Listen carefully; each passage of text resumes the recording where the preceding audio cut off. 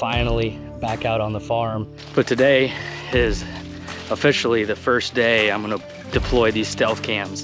And without a doubt, this is the most anticipation I've ever had for a season.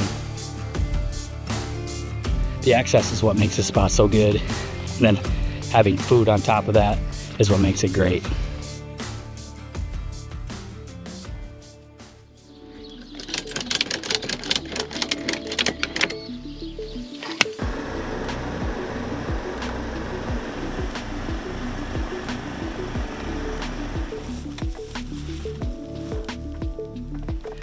Hey guys, welcome to another video. I know it's been a while, but I'm finally back out on the farm, getting some fall plots ready, and my mind is 100% on deer mode. I got a few cameras I'm gonna put out today, and then I'm gonna spray this plot and hang a tree stand. And today's episode's all gonna be about how to make a good spot great. And this farm that I hunt is a really, really good farm. At a base level, it's got a lot of deer that I'm really excited about. And without a doubt, this is the most anticipation I've ever had for a season.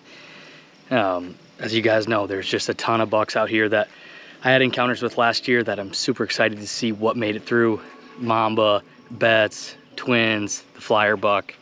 And there are a few other bucks in the area that I know really well that I'm hoping made it as well. So today, just want to talk about how to make a good spot great and talk about exactly what my setup will be, because this was now a grass and a little bit of clover.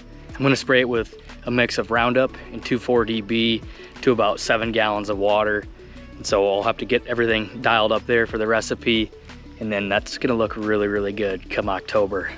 I'm super excited to have food on this farm. This is actually the first time I've done that. So really excited to see how this changes my hunts, how it changes my strategies. I've already got a little bit of an idea of what I'm gonna do differently this year compared to last, and hopefully be able to hunt this farm a lot more effectively and tag out on one of these really big bucks. So right now, just gonna add some of this in. I'm gonna spray this quick, and then we'll get back in touch.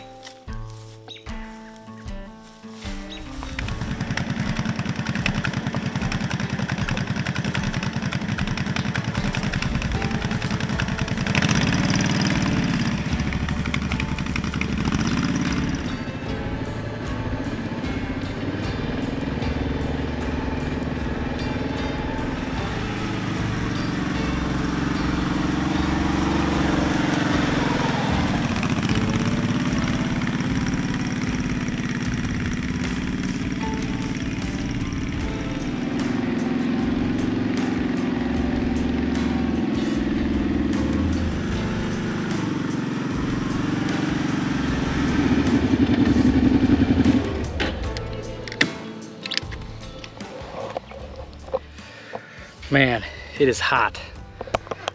Even just riding around in the four-wheeler, you break a sweat. But I ended up doing about 3/4 of a cup of 2,4-D and then about 2 cups of Roundup.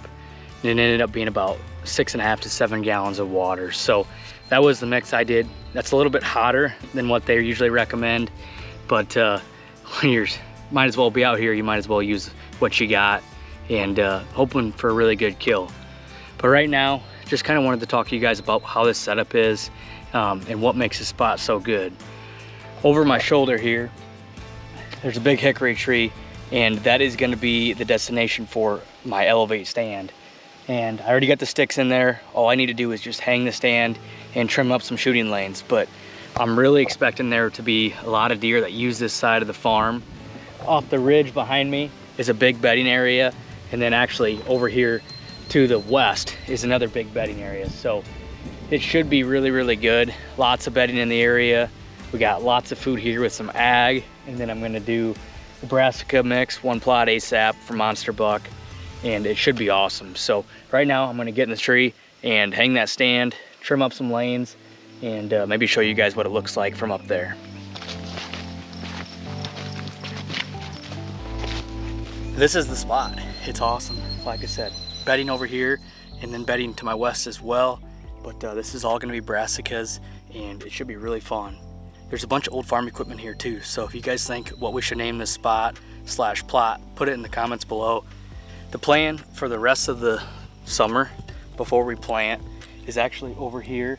It's kind of overgrown, thick cattle-ish pasture, kind of similar to the plot I made last year. So when I get the tractor again, I'm gonna go in there and brush all that out of there and then plant that into brassicas as well. So it should be a simple grain to grain transition, a little strip, and it should make a perfect pinch point about 20 yards right in front of me. So really looking forward to it.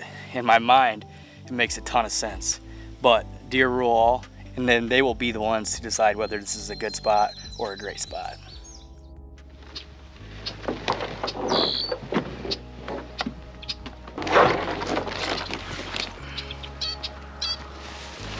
Well, it's actually been a few days since I cut off on the video.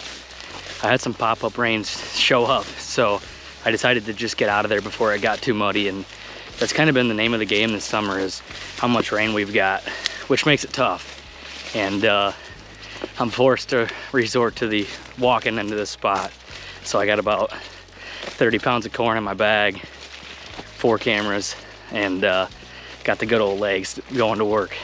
But today is officially the first day I'm gonna deploy these stealth cams. I usually try to shoot for July 1st when putting out cameras, you know, give or take a few days, but it's always sooner rather than later. I can't help it. I get to see these bucks in the fields already, and I just get antsy to see what's in the farm that I can hunt. And especially with the anticipation that I have this year, I'm just super excited. But I'm gonna continue walking in here, and as I get to my first spot, I'm just gonna show you guys kind of the setup and what I do in order to find these velvet summertime bucks, and how I can try to make them stay throughout the fall. But this is one of my favorite times of the year. I really enjoy getting velvet pictures, and it's just gonna be a lot of work today.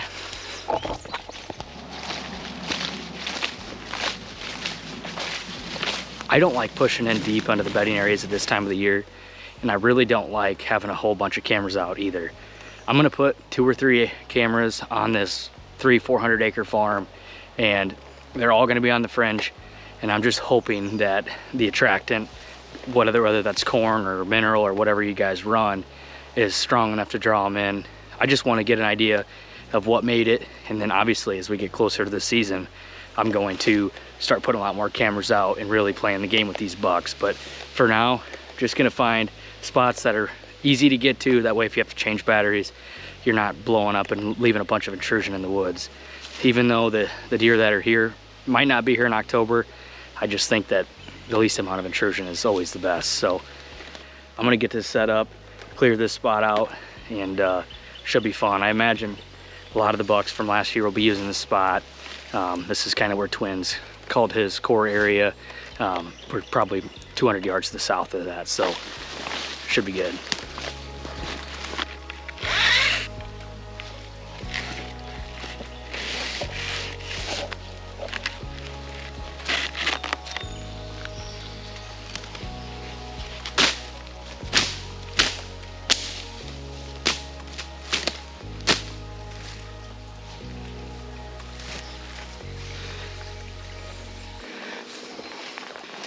All right, spot number 1 is all set up and ready for some velvet bucks. This spot here is really a spot where Twin spent a lot of time last year, and I actually had the flyer buck, a couple encounters with him right off the road. So hoping if he's still around that he'll find his way to that spot, and hopefully a little bit later in the summertime we can film him as well. But I'm gonna keep tracking and go to the next spot, and hopefully I don't sweat to death.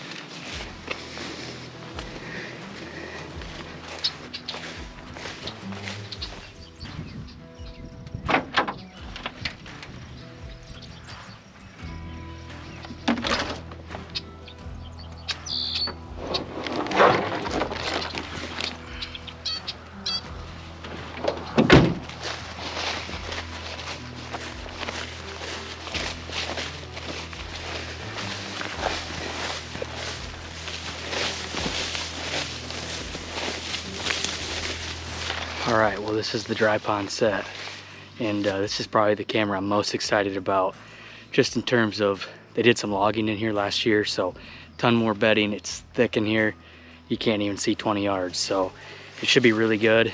And the other thing is, last fall this is where Mamba called home, so I'm hoping he's still around. He had a frame to be something special this year, so with any luck, he continues to grow, and with these good rains, I hope so. So we're gonna get this camera put up, and man, just so excited to see what's on there. The anticipation of a regular camera is hard to beat, just in terms of waiting 2-3 weeks and checking it, but I like to set my cameras on, checking about once a day. That way, you know, you can still wait till midnight and wake up and check your camera and see what's on there. But for now, I'm gonna get this camera set up, and should be good. I got one more spot after this we'll talk to, and then we'll wrap it up.